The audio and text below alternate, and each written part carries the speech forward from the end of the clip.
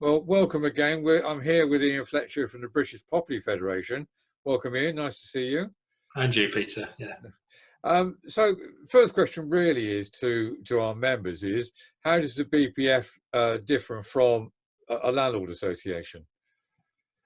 We focus on lobbying our government, and so we're trying to represent quite a range of different owners of property. So those can be those that are owning commercial property, residential.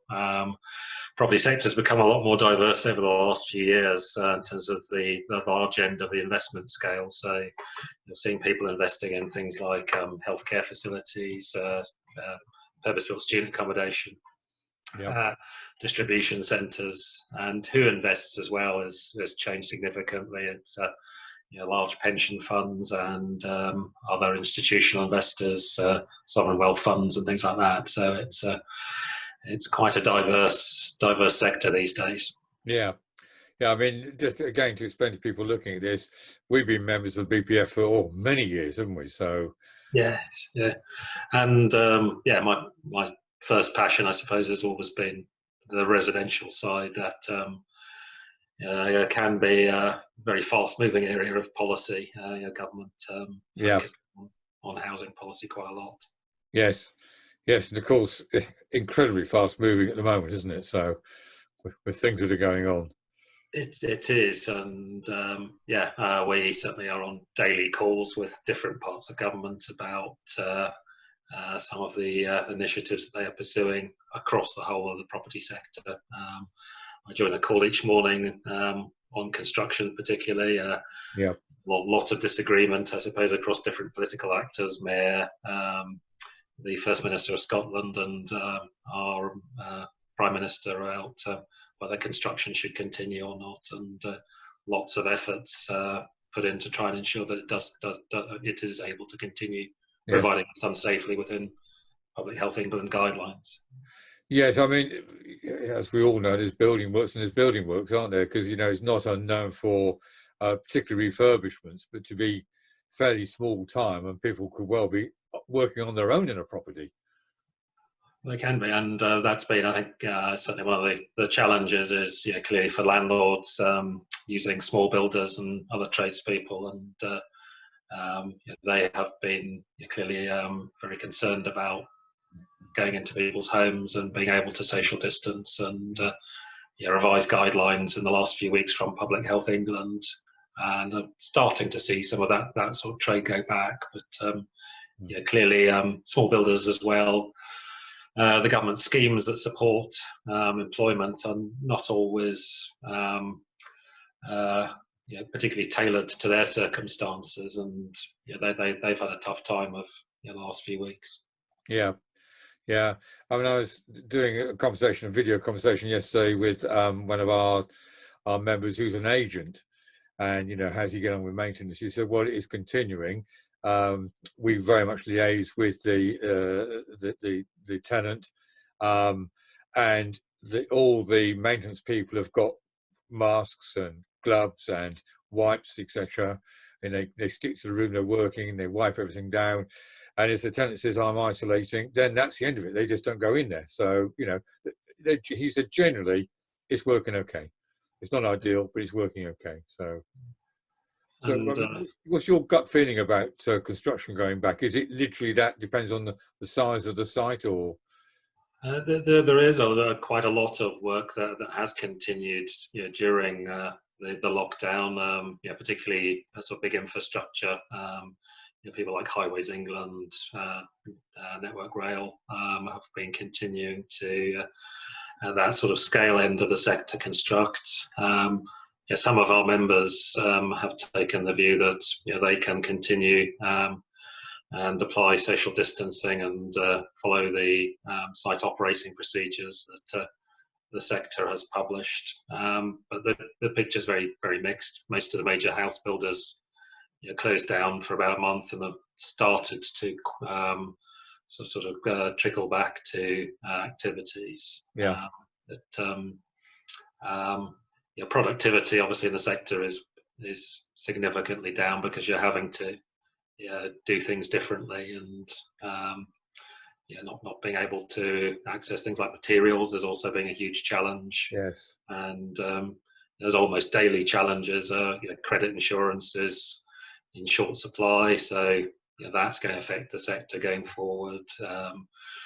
Some of our member sites are struggling to get connected to utilities because the utility providers don't see them as essential and therefore are not prioritising them. So Right. it's working through quite a long list of challenges to get us back into a position where we're not going to be normal, but at least some sort of new normal.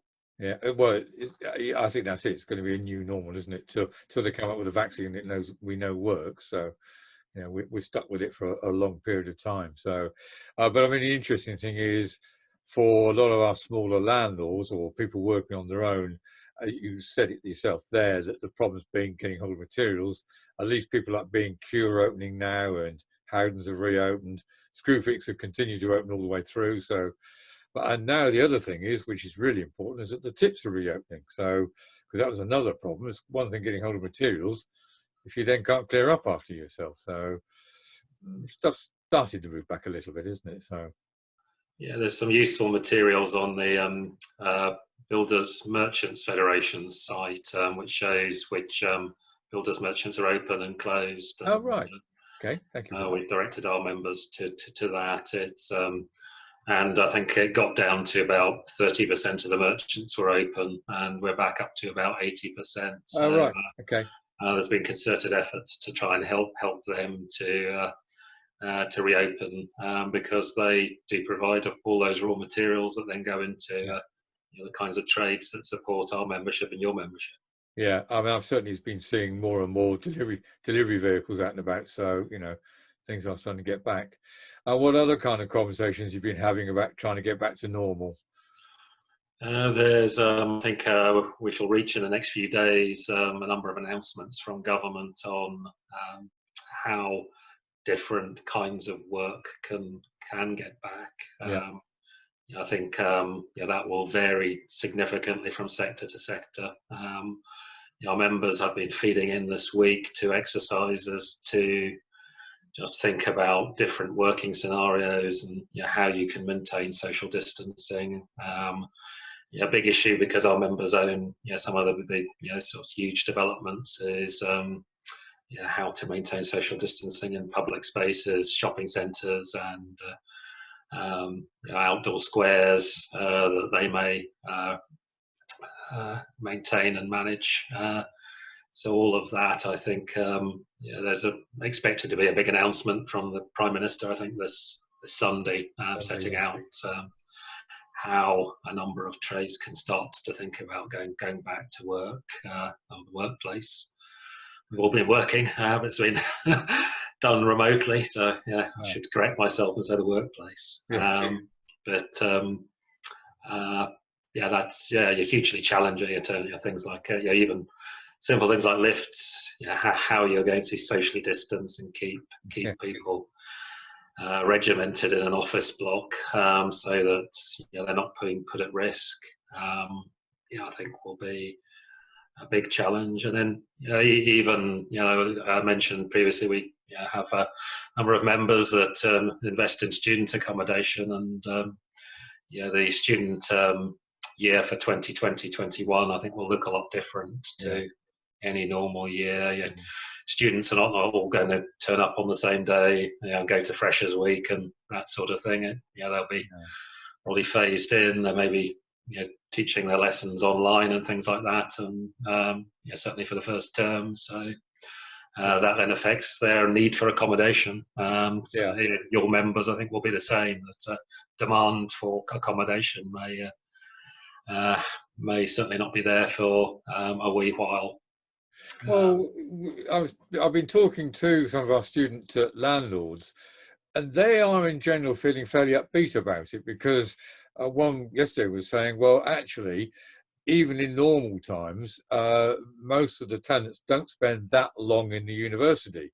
They're often working at home, or they already have online stuff. It's people who've got to work in laboratories, etc. That's where the problem is. So he was saying, as far as I'm concerned, the demand's there, and the demand's going to be there for the next academic year.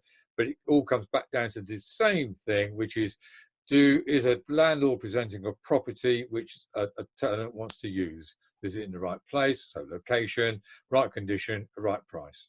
So, you know, it's all the usual marketing things, even more so now. So it's what we're trying to stress to landlords.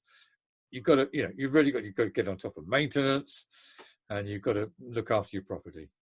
Yeah.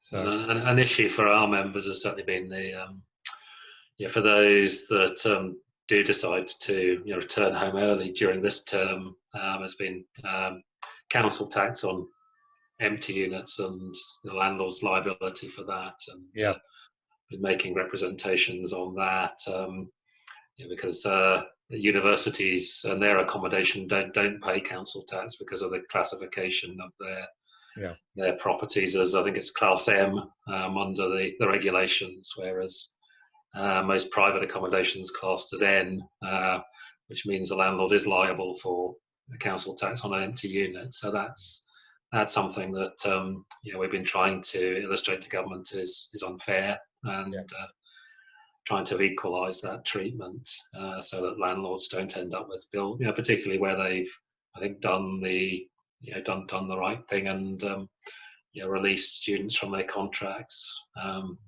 early because they've not been able to attend university and want to go home. I mean, one other criticism we get of the council tax system is, if a property is only capable of taking one person, they will get a discount while they're there. But if the property goes empty, the landlord doesn't get the discount, even though he or she can only let it to one person. It's just bonkers, isn't it? So yeah.